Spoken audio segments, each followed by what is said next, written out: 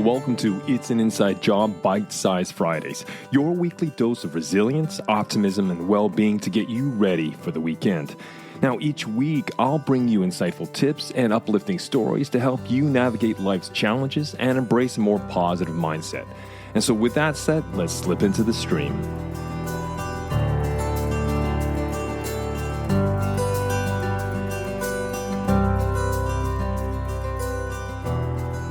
In this week's Bite-Size episode, I want to share with you some of the techniques I employ to battle negative mind talk. And I also want to explore Ethan Kross's book, Chatter, where he goes into more depth about some of the skills he's learned through his research from him and his team on how to better manage our inner critic, rumination, overthinking, self-criticism, and all of these other negative types of mind talk, or what he calls chatter.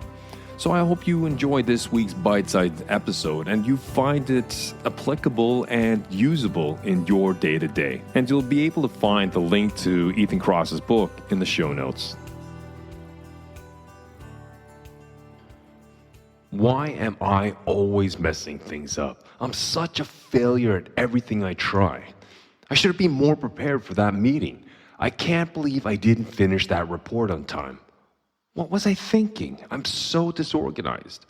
My head is always in the clouds. My body feels like it's constantly letting me down. I'm never going to get this right. Why can't I just be better at this? I can't believe I let everyone down again. I'm just not good enough. Now, does this inner monologue sound familiar? Any bits of it?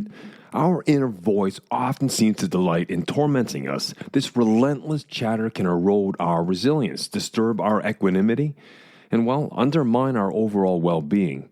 But what if we could transform this inner critic into a supportive guide?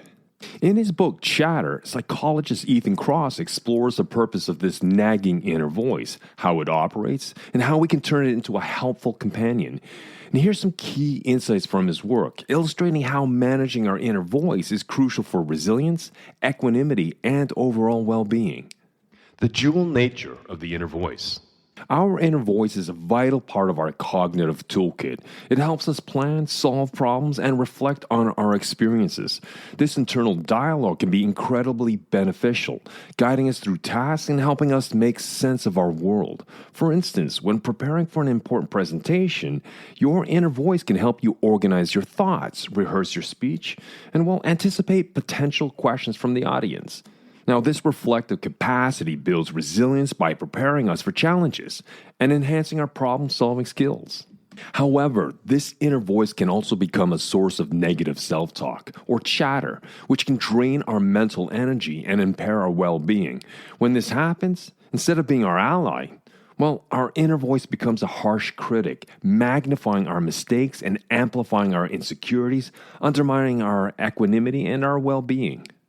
Now, resilience refers to our ability to bounce back from adversity, challenges, and setbacks. It's about maintaining flexibility and strength in the face of difficulties. Equanimity, it's about being calm and composed, especially in difficult situations. It involves maintaining mental and emotional stability despite external stresses. And well-being? Well-being encompasses mental, emotional, and physical health, indicating a balanced and fulfilling life. Take, for instance, a marketing director I coached. She used her inner voice to strategize campaigns and anticipate potential challenges effectively. Her internal dialogue was crucial to her success, helping her navigate complex projects. However, during a significant project, her inner voice turned critical. She began to second-guess her decisions and lose confidence in her team meetings. Understanding that this inner voice was a guide and critic was the first step to helping her regain control. Recognizing her inner voice becoming overly critical, she learned to redirect her thoughts and focus on her strengths. This shift improved her performance and, it restored her resilience and equanimity. Why does negative self-talk occur? Ethan Kross explains that our inner voice evolved to help us survive. It alerts us to potential threats and challenges, prompting us to take action. Now, this mechanism was incredibly useful in ancient times when immediate reactions to threats, well, it could mean the difference between life and death. However, this mechanism often needs to be more active in the modern world. Instead of helping us address immediate danger, it tends to fixate on perceived failures and future worries, leading to anxiety and stress, which can erode our well-being. Now, consider a software engineer I worked with. His inner voice, which initially helped him spot potential bugs and errors in his code, well, it started magnifying minor mistakes. This shift caused him significant stress, affecting his productivity and job satisfaction. He would obsess over minor mistakes, fearing they would lead to substantial issues. By recognizing that his brain was overusing a survival mechanism in a non-life-threatening situation, well, he began to reclaim his mental peace. He started viewing his mistakes as learning opportunities rather than gigantic failures, reducing his stress and improving his performance. This perspective fostered his resilience and contributed to his overall well-being. Types of chatter: rumination, worry, overthinking, and more. Negative mind talk can manifest itself in several ways, including rumination, worry, overthinking, self-criticism, catastrophizing, and mind reading. Understanding these forms can help us better address them and maintain our equanimity. Well, the first one, rumination. This involves dwelling on past events and repeatedly thinking about what went wrong. For example, a senior executive at a financial firm I coached constantly replayed a failed merger in his mind, questioning every decision he made. Now, this rumination impaired his ability to focus on current tasks and strained his relationships with colleagues and family. By addressing the root of his rumination, we broke the cycle. We improved his professional and personal life, enhancing his well-being. The second one is worry. Now, this is the tendency to focus on potential future threats and problems. Now, an entrepreneur I know struggling with a failing startup often worried about future failures, imagining worst-case scenarios that paralyzed his decision-making abilities. Now, weekly conversations with his mentor, well, that helped him gain perspective and devise a practical plan to pivot his business, building his resilience. Now, a third type of negative thinking or negative self-talk is overthinking. Now, this involves overanalyzing situations and details, leading to indecision and stress. Now, a project manager in a tech company I coached faced significant stress due to overthinking every project detail. By learning to reframe his experience and focus on the big picture, well, he managed to overcome his paralysis and led his team more effectively. And this led him to keep a calm and collective mindset, irregardless of the chaos his business was facing. Now, a fourth negative mind talk that we all are familiar with is self-criticism. Now, this involves harshly judging and criticizing ourselves. Now, a lawyer client constantly criticized herself for minor mistakes, leading to increased stress and anxiety. But by practicing self-compassion and recognizing her achievements, well, she could reduce her self-criticism and improve her overall well-being.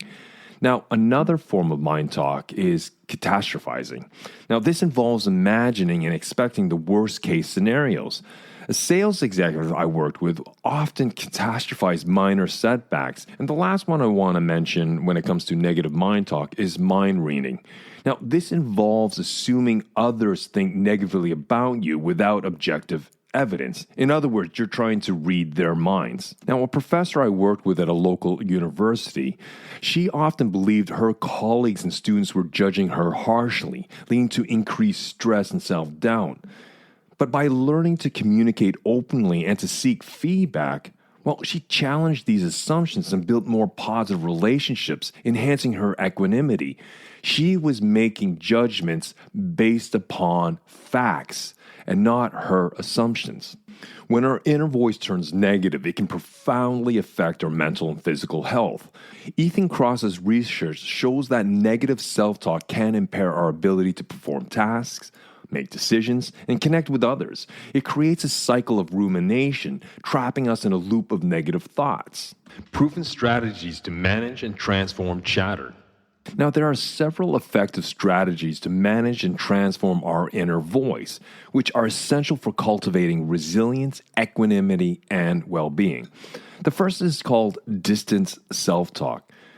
Talk to yourself as if you were another person. So instead of saying, I can't do this, try, you can do this. This technique creates psychological distance, making it easier to view challenges more objectively. For example, imagine a hospital administrator overwhelmed by decisions and self-doubt during a crisis. By speaking to themselves in the third person, saying, you have managed crisis before, you can handle this, they can approach their responsibilities with greater clarity and confidence. So an actionable step, next time you're stressed, address yourself by your name and offer calm, objective advice.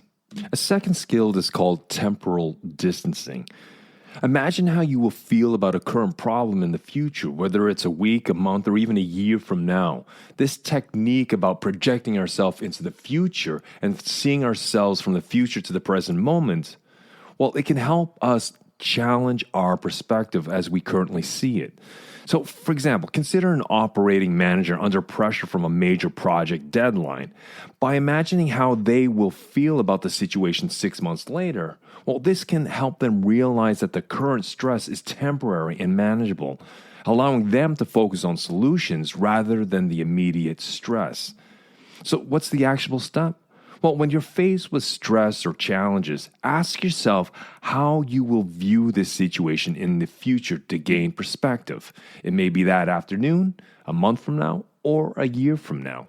Now, a third skill I pulled from Ethan Kross's book is something he called fly on the wall perspective. So imagine observing yourself from an outsider's perspective, as if you were a fly on the wall. Now, this technique helps you detach from your emotions and view your situation more objectively. For example, a finance executive feeling overwhelmed by the demands of their role could visualize themselves from an outsider's perspective during high-stress meetings.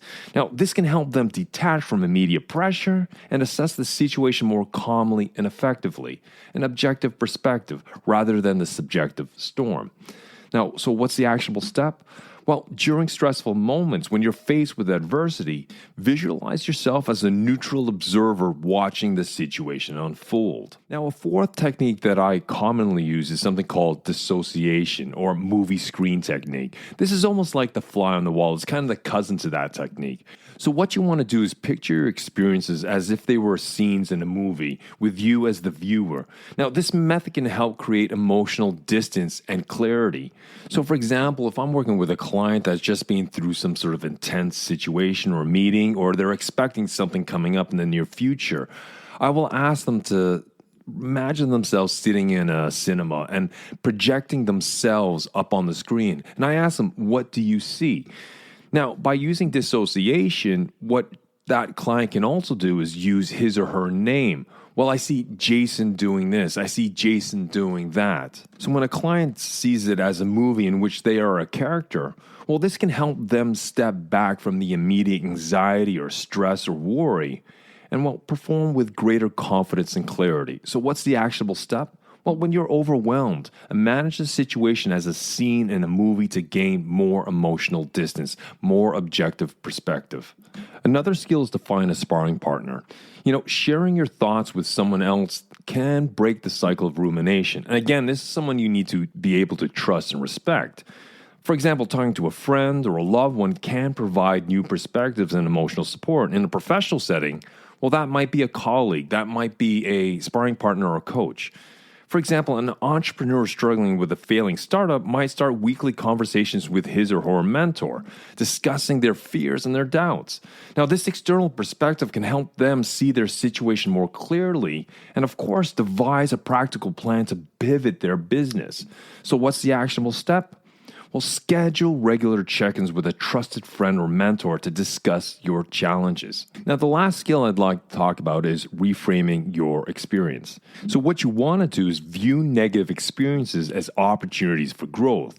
So ask yourself what you can learn from this situation and how can it help you in the future. For example, take a project manager in a tech company facing a significant setback. He or she might reframe it as a learning experience, asking, What can I learn from this to ensure future projects succeed? Now, this shift in perspective can help them bounce back stronger, more resilient. So what's the actionable step? Well, after a setback, write down what you learned and how it can help you in the future. Apply those lessons. Keep a book, a notebook for your future self. So all in all, the goal is not to silence our inner voice completely, but to change our relationship with it. By understanding its purpose and learning to manage it, well, we can turn our inner critic into an ally. Our inner voice can become a source of strength and guidance. So in the book Chatter, Ethan Kross provides a comprehensive guide to understanding and managing the inner voice that resides in all of us. Now, by applying these insights and strategies, well, we can transform our self-talk, our mind talk from source of stress into personal growth and well-being tool. So the next time you catch yourself spiraling into negative mind talk, remember, you can change the conversation. With practice and patience, you can turn down the volume of your inner critic and amplify the voice of encouragement and wisdom within. If you're curious to learn more about what we talked about today, I'd highly recommend you pick up the book Chatter by Ethan Kross. You will find the link in the episode in the show notes. So make sure you hit that subscribe button. And I'll be back next week with my long-form conversational episodes on Monday and the latest BiteSize episode on Friday. And have yourself a relaxing and rejuvenating weekend.